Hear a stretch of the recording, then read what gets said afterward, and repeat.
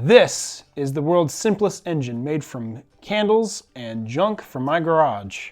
Hey, welcome back to the Boy Mechanic channel. This channel is all about exploring projects from the early 1900s, and this is one of them. This is the world's simplest engine made from candles and, of course, junk from my garage. Now I know what you're thinking. How can this be an engine? It doesn't look like an engine. Not what we're used to seeing. What we're actually used to seeing is something like this. A little propeller attached to this little piston engine that's used on model airplanes. That looks more like an engine. Or you might actually be thinking something like this. This right here, this looks like an engine. Can you see that? This is a GE 115B engine used on aircraft. Now you might be thinking that's an engine. So, how is this the simplest engine in the world?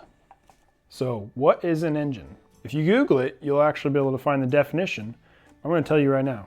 An engine is a device that takes heat energy and transfers it to mechanical energy.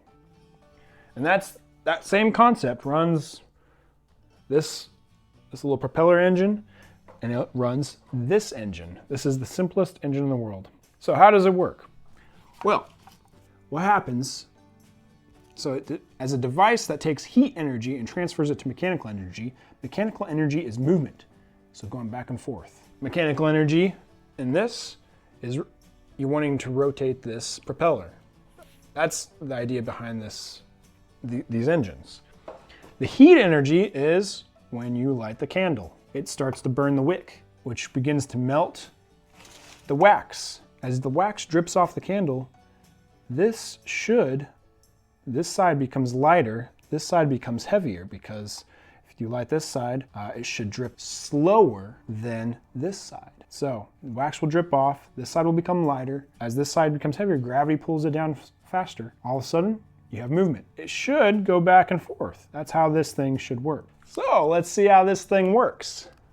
But before we get into this, let's do a little build montage of how to put this thing together from junk in your garage or my garage. Build montage.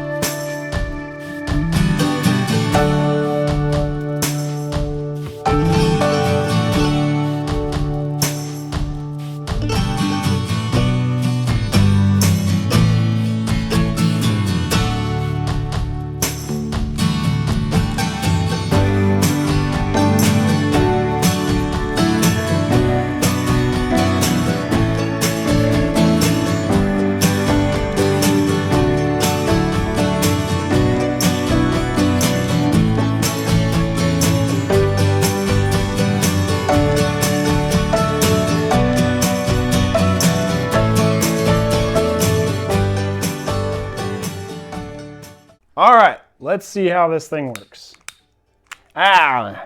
let's overkill this thing. I want to overkill this thing. I light some propane. Oh yeah. Okay, so this side currently is the heavier side. This side should become lighter because you see how all this the drippings are dripping off of this super fast, and we only have like one drip of wax here. I have multiple drips here, so this side should become lighter faster, or the transfer should happen when, oh, here it goes. Okay, hey, it worked. All right, so now it should flip back the other way as this side begins to drip faster. See, this side's dripping faster, this side's dripping slower.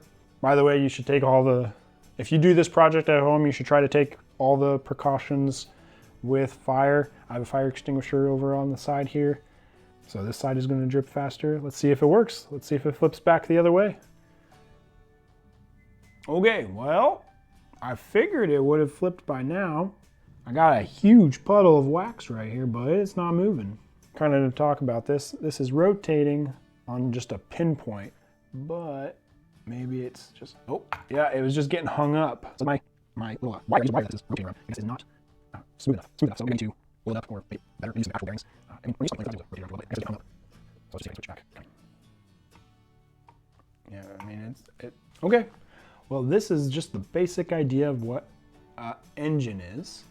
And you can see that it seems to be working pretty well, going back and forth a couple times. This is not an efficient engine. This is not an engine that you can use to power something. If you have an idea, please put a comment on how maybe we can capture some of the mechanical energy to turn into something useful. For example, like when this, lights the fuel air mixture inside your piston, that expands your piston.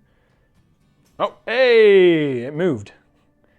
So when that movement occurs, the movement occurs in this piston, it drives the shaft and it actually rotates, starts to begin to rotate this propeller. Maybe you guys can come up with an idea of how to capture the energy in the movement of this inefficient, simplest engine in the world. Maybe we can do something cool with it. If you have any ideas, leave a comment, like, and subscribe. I appreciate you guys' time and attention, and thank you so much. We'll see you on the next one.